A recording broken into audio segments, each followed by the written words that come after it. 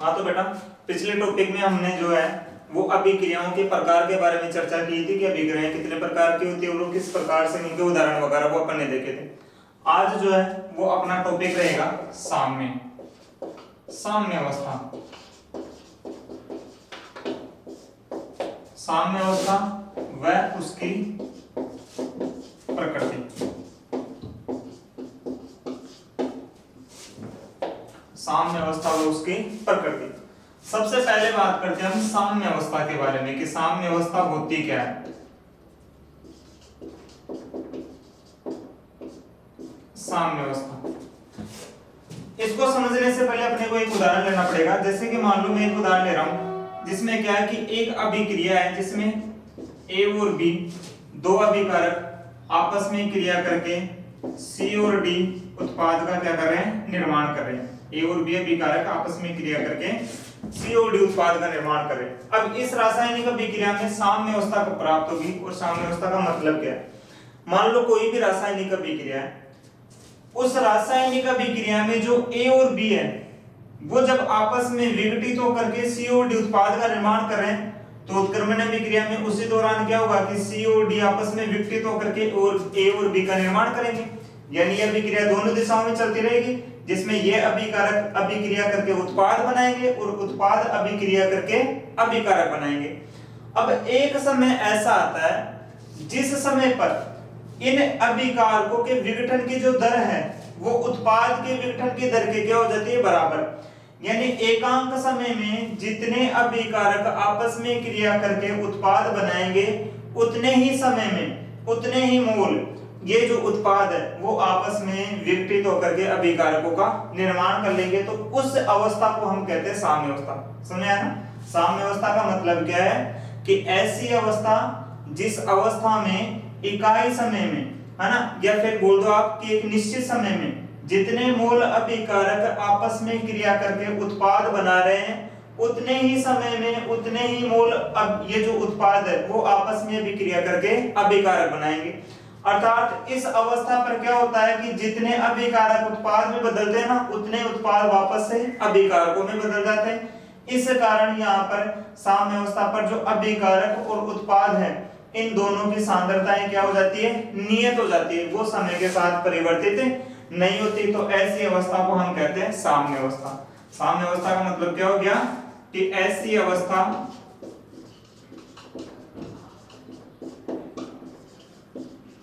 जिसमें अभिकारक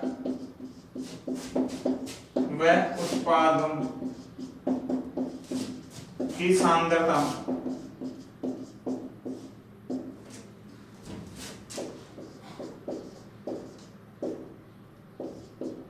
समय के साथ परिवर्तित ना हो उस अवस्था को हम क्या कह देते हैं, साम्य अवस्था। और इस अवस्था पर इनकी जो सांद्रता है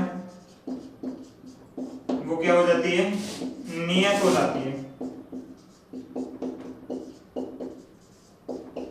फिर वो आगे परिवर्तित नहीं होती। ठीक है, अगली बात करते हैं साम्य अवस्था की प्रकृति की। पहला पॉइंट, साम्य अवस्था की प्रकृति की बात करें तो जो साम्य अवस्था है वो मैंने आपको बताई थी कि ये उत्क्रमणीय अभिक्रिया में प्राप्त होती है।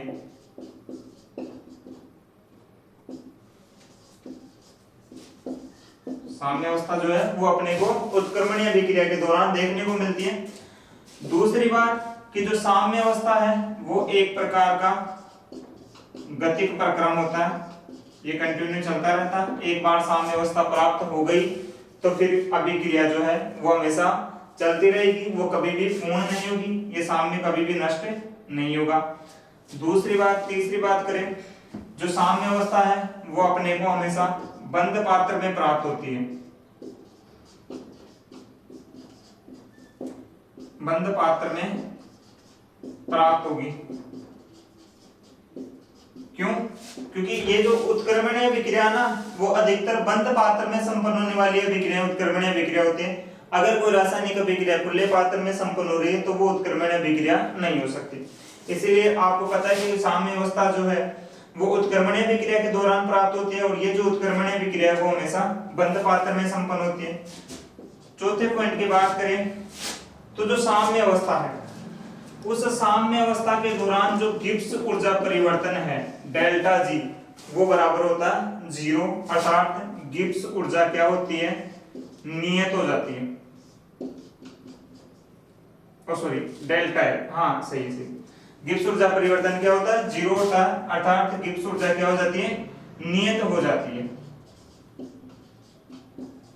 ठीक है।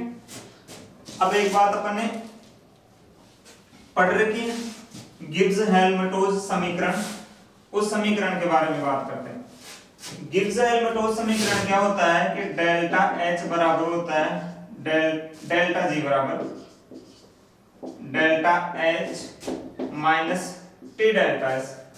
डेल्टा जी बराबर होता है delta H minus T delta S. साम्य अवस्था की बात करें तो साम्य अवस्था पर डेल्टा जी बराबर क्या होता है, 0।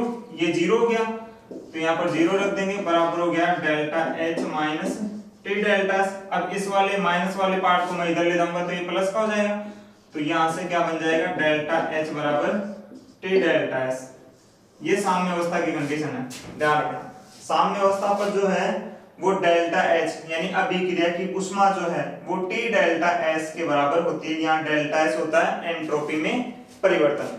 तो साम्य अवस्था के बारे में सबसे पहला पॉइंट अपना ये हो गया कि साम्य अवस्था का मतलब क्या होता है। साम्य अवस्था एक ऐसी अवस्था होती है जिस अवस्था के दौरान अभिक्रिया में अभिकारक और उत्पाद दोनों की सांद्रताएं क्या हो जाती है, नियत हो जाती है। यानी जितने समय में अभिकारक आपस में क्रिया करके उत्पाद बनाएंगे उतने समय में उतने ही मोल उत्पाद जो है वो आपस में टूट करके किसका निर्माण कर लेंगे, अभिकारकों का। और इस दौरान फिर अभिकारक और उत्पाद की सांद्रता नियत हो जाती है, वो समय के साथ परिवर्तित नहीं होती। दूसरी बात करते हैं अपन उसकी प्रकृति के बारे में। तो साम्य अवस्था जो है वो हमेशा अपने को उत्क्रमणीय अभिक्रिया में प्राप्त होगी, ये एक प्रकार का गतिक प्रक्रम होता है। तीसरी बात करें कि साम्य अवस्था अपने को बंद पात्र में प्राप्त होती है, क्यों, क्योंकि ये जो उत्क्रमणीय अभिक्रिया है ना वो अधिकतर बंद पात्र में संपन्न होती है। अगला पॉइंट क्या हो गया कि साम्य अवस्था के दौरान जो है वो डेल्टा जी बराबर 0 यानी गिब्स ऊर्जा परिवर्तन। डेल्टा जी का, डेल्टा का मतलब होता है परिवर्तन और जी का मतलब हो गया गिब्स ऊर्जा। तो गिब्स ऊर्जा परिवर्तन क्या होता है, 0, यानी गिब्स ऊर्जा में परिवर्तन 0 होता है, इसका मतलब परिवर्तन होता ही नहीं है, यानी गिब्स ऊर्जा क्या हो जाती है, नियत हो जाती है। अब अपन ने पढ़ रखा है कि गिब्स हेल्महोल्ट्ज समीकरण होता है जो होता है डेल्टा जी बराबर होता है delta H minus T delta S. यहाँ पर डेल्टा जी जो है वो साम्य अवस्था के दौरान 0 होती है, मैंने ये यहाँ 0 रख दिया, बराबर हो गया delta H minus T delta S. अब ये ऋणात्मक चिन्ह जब इधर जाएगा तो धनात्मक हो जाएगा, तो यहाँ से फिर डेल्टा एच बराबर क्या जाएगा, टी डेल्टा एस। अगली बात करते हैं, अभी जैसे मैंने आपको बोला कि साम्य अवस्था जो है उस साम्य अवस्था के दौरान अभिकारक और उत्पाद की सांद्रता क्या हो जाती है, नियत हो जाती है। जैसे अभी बात की थी कि ए और बी कोई रासायनिक अभिक्रिया जिसमें ए और बी अभिकारक मिलकर के सी और डी उत्पाद बना रहे हैं। अब मैंने बोला था कि इस अभिक्रिया में अभिकारक और उत्पाद दोनों की सांद्रता क्या हो जाएगी, नियत। सांद्रता नियत होने का मतलब क्या है कि ना ही तो अब साम्य अवस्था के बाद में इन अभिकारकों की सांद्रता बदलेगी और ना ही उत्पादों की सांद्रता बदलेगी। ऐसा क्यों होता है, ऐसा इसलिए होता है कि जितने समय में ये अभिकारक टूट करके उत्पाद बनाते हैं ना उतने उत्पाद टूट करके अभिकारक बना देते हैं। अर्थात कहने का मतलब क्या हो गया कि अग्र अभिक्रिया की जो दर है वो पश्च अभिक्रिया की दर के क्या हो जाती है, बराबर हो जाती है। ये अपना सबसे मोस्ट पॉइंट हो गया साम्य अवस्था के लिए। साम्य अवस्था का मतलब ये होता है कि कोई भी रासायनिक अभिक्रिया जो है उसमें अग्र अभिक्रिया की जो दर है वो जब पश्च अभिक्रिया की दर के बराबर हो जाएगी तो उस दौरान रासायनिक अभिक्रिया में अपने को साम्य अवस्था प्राप्त हो जाएगी। ठीक है। अब इस अभिक्रिया की बात करते हैं। अग्र अभिक्रिया और पश्च अभिक्रिया का मतलब क्या है, ऐसी अभिक्रिया देखो ये उत्क्रमण अभिक्रिया। अब इसमें ये जो अभिकारक है, जब अभिकारक आपस में मिलकर के उत्पाद बनाएंगे तो ये वाली हो जाएगी अग्र अभिक्रिया, और जब उत्पाद आपस में मिलकर के अभिकारक बनाएंगे तो ये वाला जो है वो हो जाएगी पश्च अभिक्रिया। ठीक है। और साम्य अवस्था के दौरान अग्र अभिक्रिया की जो दर है वो पश्च अभिक्रिया की दर के क्या होती है, बराबर होती है। अगला पॉइंट करें तो है साम्य अवस्था के प्रकार।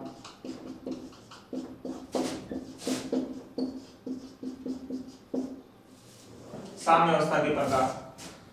साम्य अवस्था अपने पास कई प्रकार की होती है। पहला है तापीय साम्य। देखो तापीय साम्य का मतलब क्या होता है? ऐसी साम्य अवस्था जिस साम्य अवस्था के दौरान ऊष्मा का प्रवाह नहीं होता, यानी ऐसी अवस्था जिसमें एक भाग से दूसरे भाग तक ऊष्मा का प्रवाह नहीं हो रहा, तो उसे कहेंगे हम तापीय साम्य। और ऐसा क्यों नहीं होता है? क्योंकि इस दौरान ताप जो है वो क्या रहता है? नियत। ताप क्या रहता है? नियत। और ऊष्मा का प्रवाह हमेशा ताप के अनुसार ही होता है। कहने का मतलब ये हो गया कि मान लो जैसे दो भाग है, एक तो है ए और एक है बी। यदि ए से बी की तरफ भी ऊष्मा का प्रवाह नहीं हो रहा और ना ही बी से ए की तरफ ऊष्मा का प्रवाह हो रहा है, तो ऐसी अवस्था कहलाएगी तापीय साम्य। तापीय साम्य का मतलब क्या हो गया कि ऐसी साम्य अवस्था जिसमें दो भागों के बीच में ऊष्मा का प्रवाह नहीं होता, वो तापीय साम्य होगा। और ऐसा क्यों नहीं होता? क्योंकि इस दौरान ताप क्या होता है? नियत होता है। तो तापीय साम्य के दौरान आपको याद रखना क्या नियत रहता है? ताप नियत रहता है। दूसरा हो गया यांत्रिक साम्य। यांत्रिक साम्य का मतलब क्या होता है? यांत्रिक साम्य का मतलब है कि इस अवस्था के दौरान पदार्थ का जो प्रवाह है वो नहीं होता। इस साम्य अवस्था के दौरान जो पदार्थ है उस पदार्थ का प्रवाह नहीं होता दो भागों के अंदर। जैसे ए और बी है, यदि मान लो किसी साम्य अवस्था पर ए भाग से कोई भी पदार्थ बी की तरफ प्रवाहित नहीं हो रहा और ना ही बी से ए की तरफ प्रवाहित हो रहा है, तो वो हो जाएगा यांत्रिक साम्य। और ऐसा क्यों नहीं होता? क्योंकि इस दौरान दाब जो है वो क्या रहता है? नियत। तो ये आपको याद रखना है, यांत्रिक साम्य के दौरान क्या नियत रहता है? दाब। और इस दौरान पदार्थ का प्रवाह नहीं होता। और तापीय साम्य के दौरान क्या नियत रहता है? ताप। और इस दौरान ऊष्मा का प्रवाह नहीं होता। अगली बात करें, तीसरा है भौतिक साम्य। भौतिक साम्य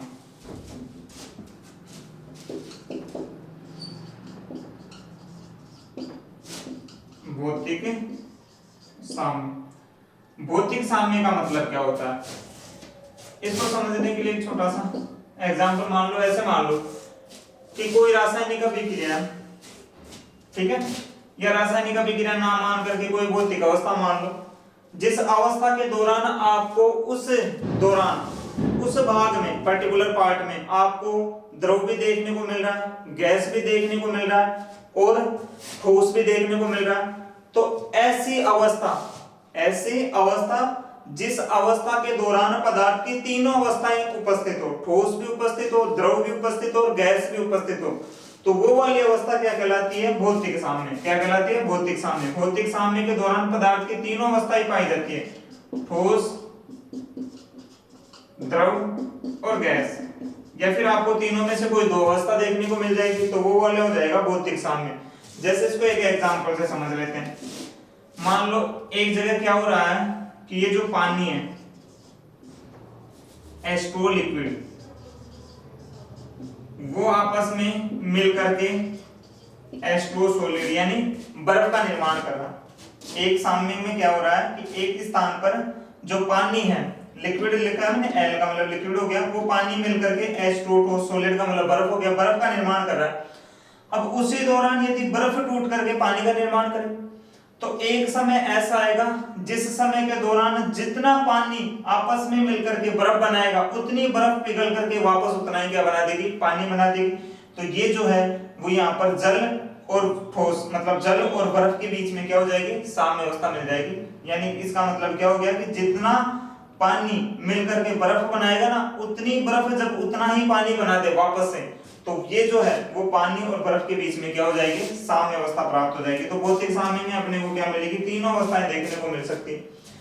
एक होता है अपना रासायनिक साम्य।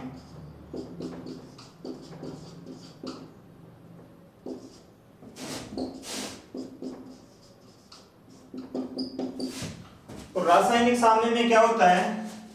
इस साम्य के दौरान, जैसे हम एक एग्जांपल ले लेते हैं, एक अभिक्रिया जिसमें ए और बी अभिकारक आपस में क्रिया करके COD का निर्माण कर रहे हैं। अब ये भी मैंने समझाया था कि ऐसी अवस्था जिसमें अभिकारक और उत्पाद दोनों की सांद्रता क्या हो जाए, नियत हो जाए, इनके संगठन में परिवर्तन ना हो, तो फिर वो वाली अभिक्रिया कौन सा, वो वाला साम्य जो है वो कौन सा हो जाएगा, रासायनिक साम्य। ठीक है, तो हमने बात की सबसे पहले साम्य की कि साम्य होता क्या है, फिर उसकी प्रकृति की, ठीक है ना, कि वो कब प्राप्त होता है। ठीक है, फिर बात की हमने साम्य के प्रकार की, साम्य 4 प्रकार का हो गया। तापीय साम्य, तापीय साम्य के बारे में अपने को इतना सा याद रखना है कि उसमें क्या नियत रहता है, तापीय साम्य में ताप नियत रहता है और उस दौरान उष्मा का प्रवाह नहीं होता। यांत्रिक साम्य में क्या नियत रहता है, दाब नियत रहता और उस दौरान पदार्थ का परिवहन नहीं होता। भौतिक साम्य का मतलब क्या होता है, भौतिक साम्य में अपने को भौतिक अवस्थाएं जो है ठोस, द्रव और गैस, वो तीनों उपस्थित होती हैं। ठीक है ना, जैसे कि मैंने अभी एग्जांपल लेकर के समझाया था जल और बर्फ का। यानी भौतिक साम्य का सीधा सा मतलब ये हो गया कि भौतिक साम्य के दौरान पदार्थ जो है उस पदार्थ की तीनों अवस्थाएं उपस्थित रहती। और एक होता है रासायनिक साम्य। रासायनिक साम्य में क्या होगा, जो अभिकारक और उत्पाद है उस अभिकारक और उत्पाद के संगठन में कोई भी परिवर्तन नहीं होगा। तो ये तीनों प्रकार के साम्य हो गए, चार ना। अब बात करते हैं, एक आता है नियम, द्रव्य अनुपाती क्रिया नियम।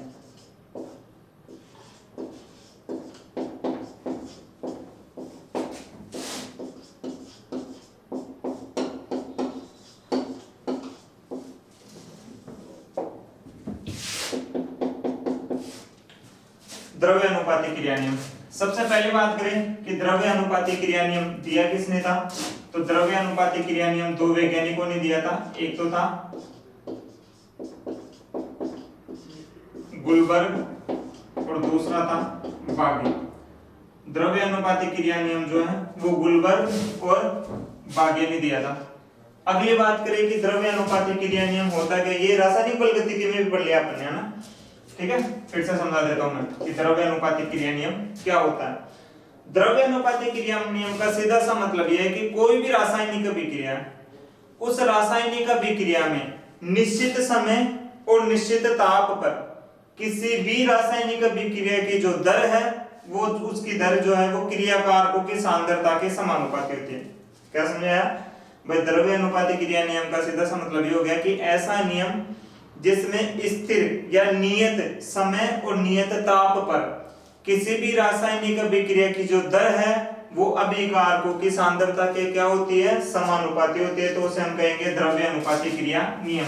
इसको समझने के लिए अपन एक उदाहरण ले लेते हैं। जैसे एक रासायनिक अभिक्रिया जिसमें A और B दो अभिकारक आपस में क्रिया करके C और D उत्पाद का क्या कर रहे हैं, निर्माण कर रहे हैं। अब A और B जो अभिकारक है वो C और D उत्पाद बना रहे हैं और इस रासायनिक अभिक्रिया में उत्क्रमणीय है, तो उत्क्रमणीय अभिक्रिया तो इसमें क्या होगा, C और D वापस विघटित होकर के किसका निर्माण करेंगे, A और B का। अब A और B अभिकारक मिलकर के जो उत्पाद का निर्माण कर रहे हैं उसे मैं कह देता हूं अग्र अभिक्रिया। ये वाली जो है ना वो अग्र अभिक्रिया, और जिसमें उत्पाद मिलकर के अभिकारक बना रहे हैं ये वाला एरो जो है वो हो गई पश्च अभिक्रिया। क्या हो गई, पश्च अभिक्रिया। अब सबसे पहले लिखते हैं हम अग्र अभिक्रिया की दर।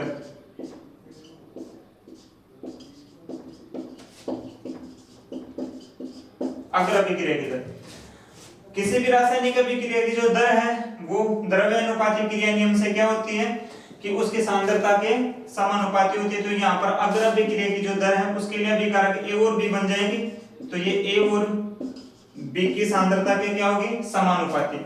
मैं मान लेता हूं यहाँ पर A और B जो है उसके साम्य स्थिरांक ले लेता हूं मैं, चरघातांकी गुणांक ले लो आप, P Q, इधर ले लो N और M।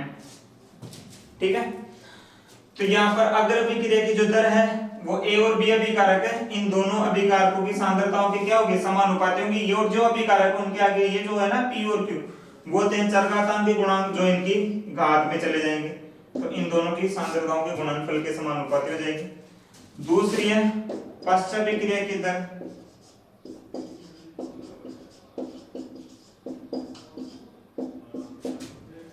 पश्च अभिक्रिया की दर की बात करें तो पश्च अभिक्रिया में क्या हो रहा है, ये C और D आपस में मिलकर के किसम का निर्माण करेंगे, A और B का।